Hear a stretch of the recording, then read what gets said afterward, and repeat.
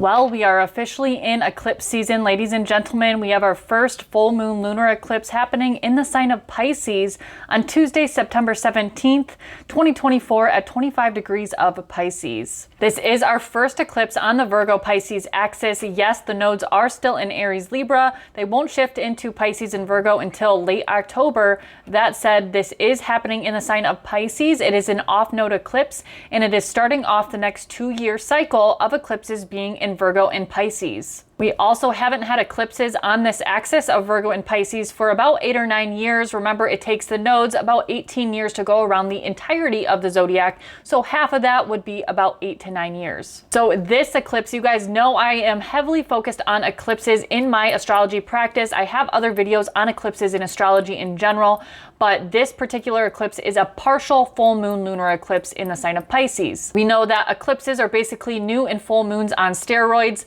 Full moons are the culmination point, and a lot of times full moon lunar eclipses will be a release point. We're releasing something, but this is also kind of a grand opening because it's our first eclipse on the Virgo Pisces axis. Eclipses are new and full moons on steroids, and when we have eclipses, this is really a catalyst of events. So if something particularly doesn't happen on or around the time of these eclipses, doesn't necessarily mean the eclipses aren't affecting you. This will happen for the next 6 months as we go into the following eclipse season and as events unfold in that manner. And you know, as an astrologer and a spiritualist, I cannot recommend manifesting on eclipses or during eclipse season. So we will have 2 eclipses, and in between those 2 eclipses is when it is technically eclipse season, but eclipses are going to be in effect. We're feeling the energy already. These are very pivotal, life-changing, and monumental changes happening for you and for the collective. You're definitely going to want to see where 25 degrees of Pisces is in your particular chart,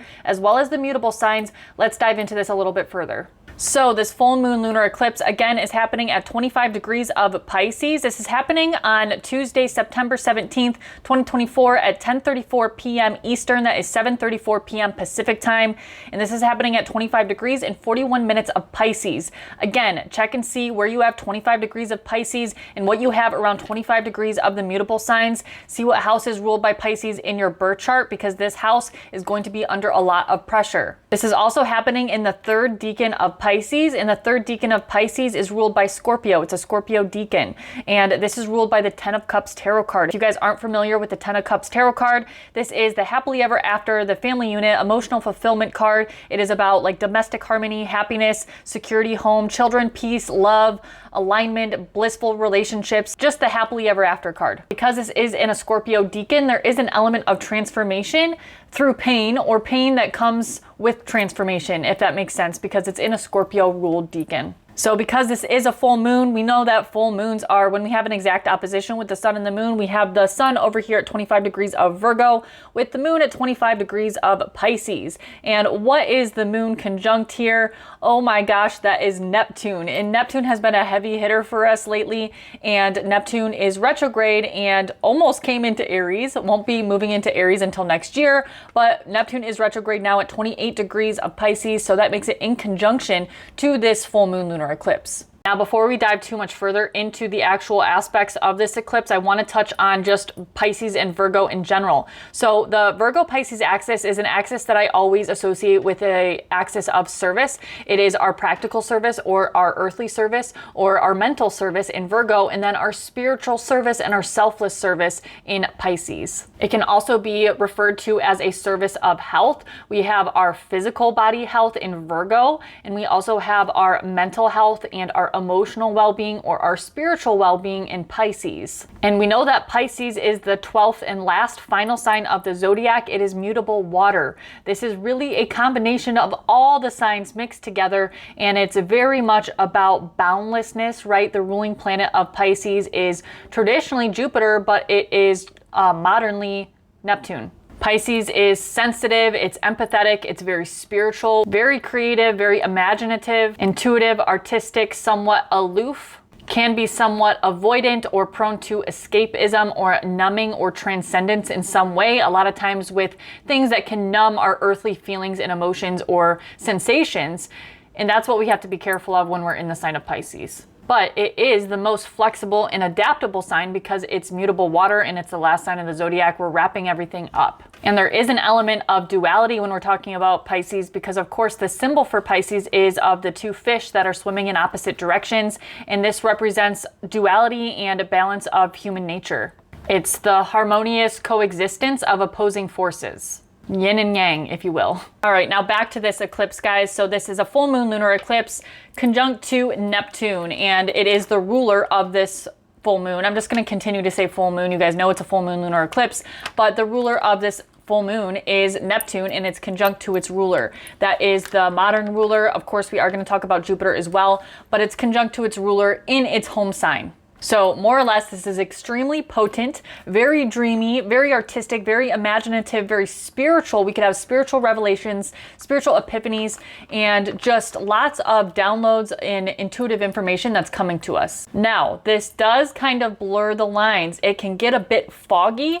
Things can be very confusing, very unclear, very much sensitive, overly sensitive, or emotionally exhausted. We could feel a bit uneasy, very vulnerable. Even illnesses could be prevalent with this full moon lunar eclipse. But this is also very psychic, but we have to be careful with illusions, delusions, confusions, addictions, and attachments. We know we got to talk about addiction when we're talking about Pisces. Now, I also want to talk about the traditional ruler of Pisces, or this full moon lunar eclipse, would be Jupiter. We know that Jupiter is in Gemini and will be in Gemini for quite some time, and Jupiter is at 20 degrees of Gemini. And one thing I really like about this Jupiter transit is that Jupiter is in trine to Venus, so the two great benefics are in trine in a harmonious aspect to each other during this eclipse. Now, I will say that the full moon lunar eclipse is making an in conjunction to Venus at 23 degrees of Libra, which is interesting, which could indicate some sort of emotional turmoil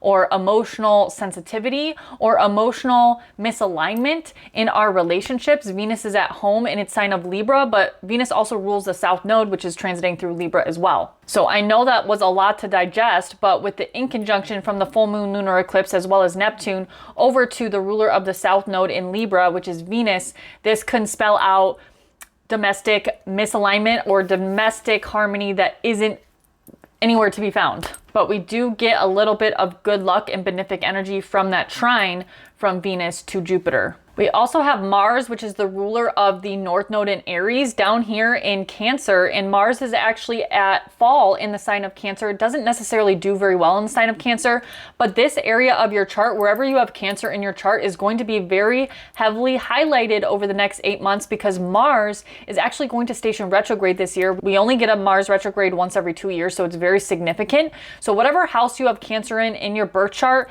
is going to experience that Mars retrograde in the sign of Cancer. It will actually start retrograding in Leo.